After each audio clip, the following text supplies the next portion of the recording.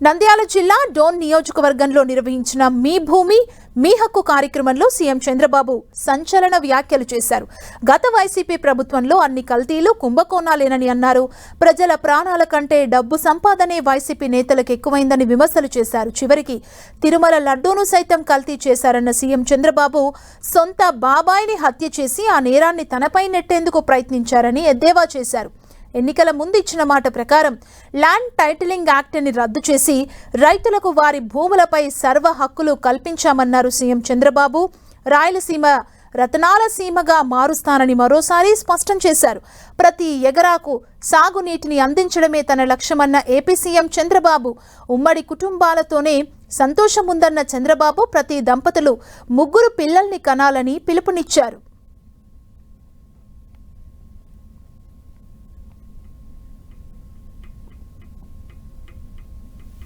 ప్రజాహితం కోసం పనిచేయాలి.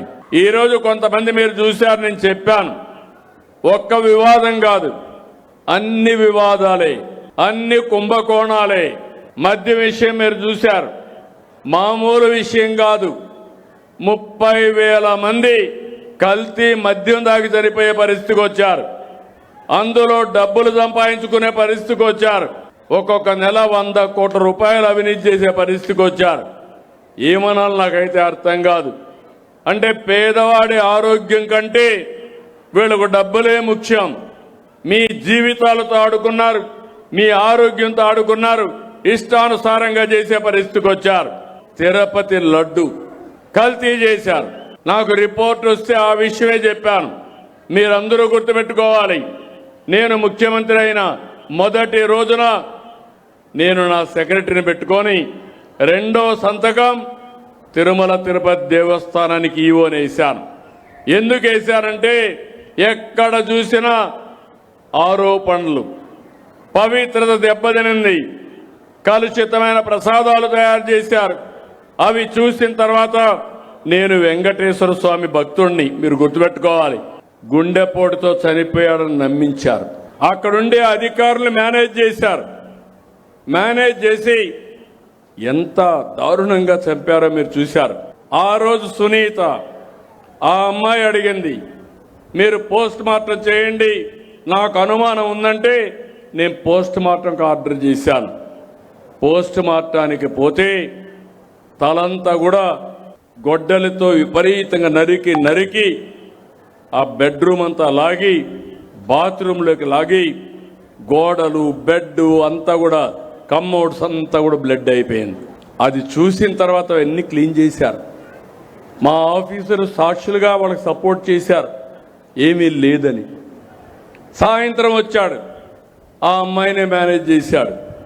మేనేజ్ చేసి ఏమంటాడు, మా నాన్న లేడు, చనిపోయాడు, ఇప్పుడు మా చిన్నాన్నే పెద్ద దిక్కు, మా చిన్నాన్న కూడా చంపేశారు, నేను అనాథనైపోయాను అన్నాడు. మీరు నమ్మారు, మీరు నమ్ముతారు, మీ మంచితనం అది. ఎన్నికల ముందు నేను చెప్పిన మాట నాకు ఎప్పుడూ గుర్తుంటుంది. సంక్షేమం ఇస్తాం, సూపర్ 6 ఇస్తానని హామీ ఇచ్చాను. ఈరోజు సూపర్ హిట్ చేశామా లేదా అని మిమ్మల్ని అడుగుతున్నా.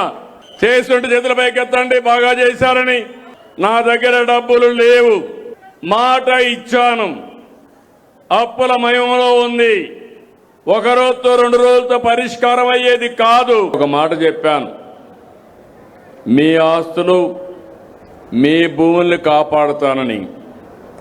ఇప్పుడే మీరు చూశారు, ఒక వ్యక్తి ఆస్తి ఆ రోజు మంత్రిగా ఉన్న వ్యక్తి ఆయన అనుమాయులకు రాసిచ్చేశాడంటే వీళ్ళు ఎంత దుర్మార్గంగా ప్రవర్తించారో ఇది ఒక ఉదాహరణ మాత్రం.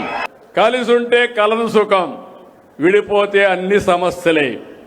ఇప్పుడు పిల్లలుంటే స్కూలు తీసుకుపోవాలంటే మనుషులు లేరు. ఇప్పుడు అందుకే చాలా మంది పెళ్లిళ్ళు చేసుకున్నాక పిల్లలే వద్దు, మేము ఉండేది ఇద్దరం, వీళ్ళని ఎవరు చూసుకుంటారనే పరిస్థితికి వచ్చారు. అందుకే కొత్తగా ఒక రూల్ తీసుకొస్తున్నాను, అందరికీ పిలిపిస్తున్నాను. భార్య భర్త సమాన బాధ్యత పిల్లల పెంపకంలో తీసుకోవాలని కొత్తగా అందరికీ చెప్తున్నాను. ఇప్పుడు మగవాళ్ళకు కూడా లీవ్ ఇస్తున్నా. 2 పిల్లలు 3 పిల్లలుంటే ప్రభుత్వ ఉద్యోగాలు చేస్తే ఒక 2 నెలలు వాళ్ళకు కూడా లీవ్ ఇస్తా. భార్యతో సమానంగా పిల్లల్ని పెంచే బాధ్యత తీసుకోవాలి.